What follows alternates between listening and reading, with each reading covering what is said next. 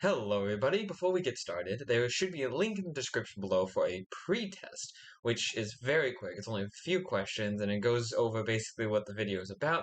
Then there'll be a post-test if you want to take it. It's all anonymous, you have one try, you don't have to do it, you can just enjoy the video, but I'd really appreciate it. Thanks, and let's move on. Fathers, like mothers, is one of the most important aspects of a good family.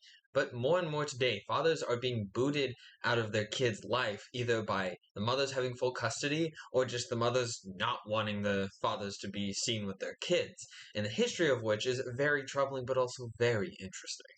Back in 1873, there was a doctrine that was passed that allowed sole ownership and custody of the child to the mother, when all else was equal.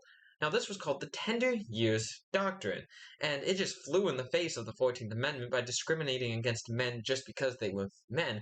But to be fair, back then, men usually got all custody and rights to the child, and mothers usually got nothing but maybe the home or the money. So, well, this was probably meant to help the mothers get custody of the child. This just ends up leading to more sexism towards men. Because of this, and many other reasons leading up to the 1960s, you can see why men, mostly fathers, would want to push back against these stereotypes. Leading the charge during the time was the women's rights movement, which actually spurred out the MRA, or also known as the Men's Liberation Movement, which was created to push against the stereotypes that men had been opposed upon by women, which includes, but not limited to, having to be the provider, like making money, and also taking care of the outside of the house and the yard, and many other things that had been opposed upon them, including not having custody of their kid because, men aren't supposed to be emotional.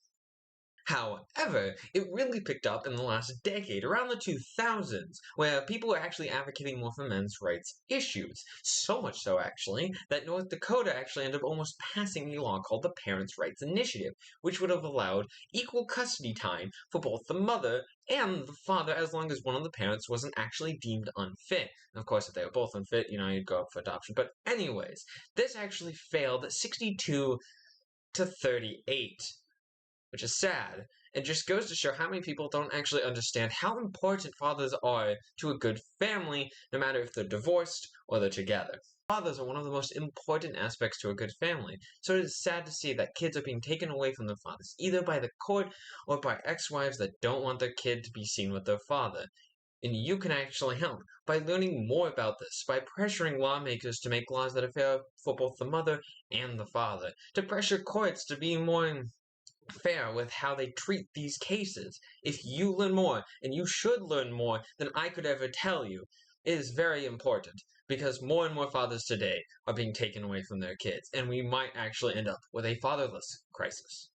Now, for those still here, there's a post-test that I said at the beginning that you can take, which has the same questions as before, so it's not that long, but thank you for participating if you did, and thank you for anyone who watched till the end. So please take that test. I'd be very grateful, and I will see you in the next video. Should be right here, if it comes up. Probably in a week after this video. I have to wait because, 10-second thing. Please take that test. It doesn't take long. It'd be really helpful to see what people know. And if you learned anything, I hope you learned something. And I hope you go actually learn more things. Learning is fun. Bye!